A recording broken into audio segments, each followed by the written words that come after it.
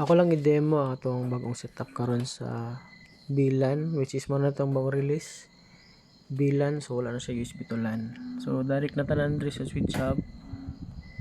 Ang OPI nakasaksak sa switch hub, ang internet nakasaksak sa switch hub, nya ang LAN nakasaksak sa LAN sa compass. So karon para ma-rename nato ni ato siyang tanggalan og LAN. Importante ni kay once dili mo siya tanggalon, automatic i-redirect man ka dito sa iyang kumbaga in short dili kaniya isulod sa GUI or sa admin settings sa compass. So konekta sa compass.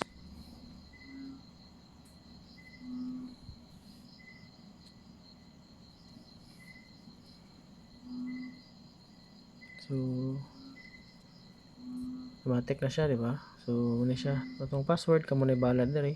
So sa karon nga demo ato nang i-try ubot ang admin lang, pero if ever na mo'y password inyo lang gamita. So muna siya AP mode gihapon, then nalantay na dunga gamay, tapos pangalan. So far mga master naman tani diri nga side. So ano siya, next, finish. Pag human pabuton nimo magawas og balik ang atong gigamit na pangalan, ang piso wifi zone. So muna ni konekta, tapos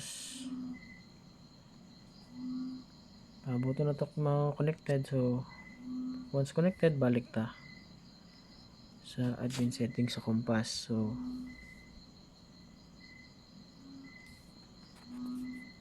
192.168.10.1. So itong gamit nga password kaganina is admin login. So karon naka IP mode na. So karon mag setup ta og VLAN. Ang VLAN setup nasa network nya VLAN, tapos add lang ta diri og VLAN ID 22 by default, nya ang kini connection unmanaged. So diri sa baba check na to ning VLAN port LAN 1. So wala na lain diri nga side, save na dayon.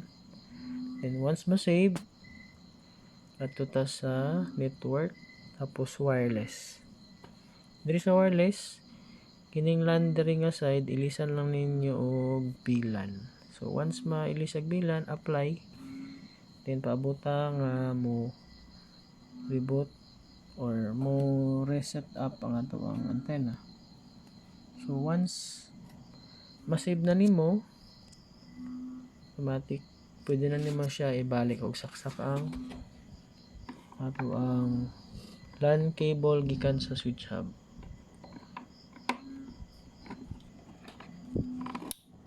So nalipiti na. So as you can see, sige na po ang LAN 1 or ang LAN nga indicator. So sulay na to kung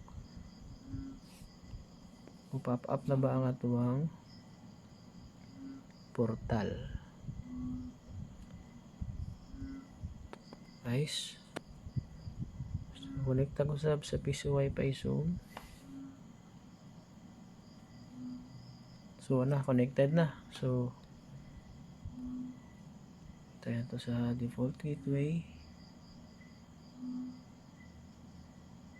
So muna siya automatic, pwede na siyang mo redirect mismo sa window machine. So ano lang kasimple, if ever mag reset mo sa area, i-follow lang ninyo ang instruction. Salamat.